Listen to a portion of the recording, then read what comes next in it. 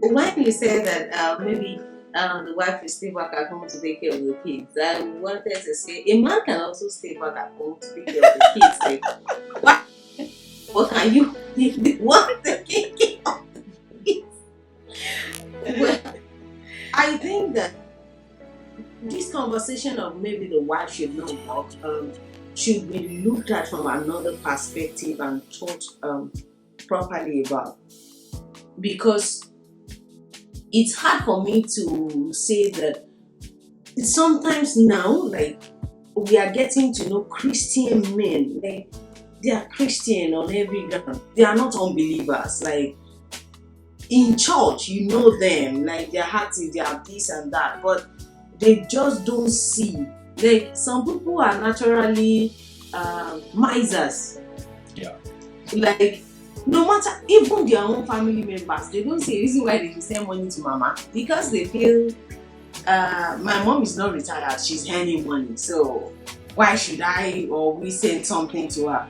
And maybe in the spouse's parents' case, they don't even have a salaried job, so support is needed from the beginning in situations like that.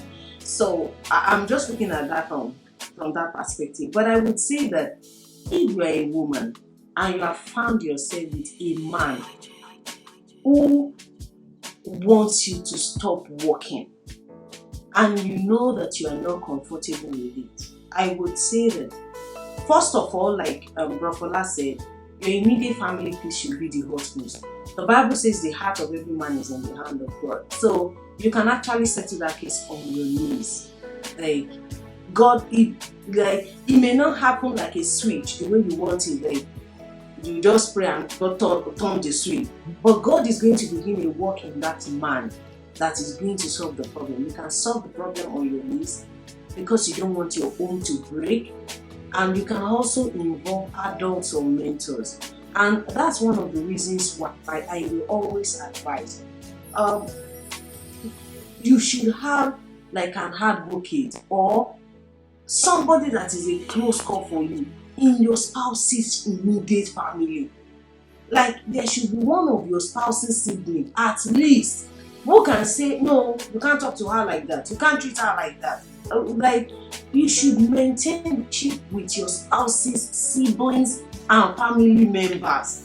Like if that is not in place, then we continue to give ourselves some problems that can be solved easily.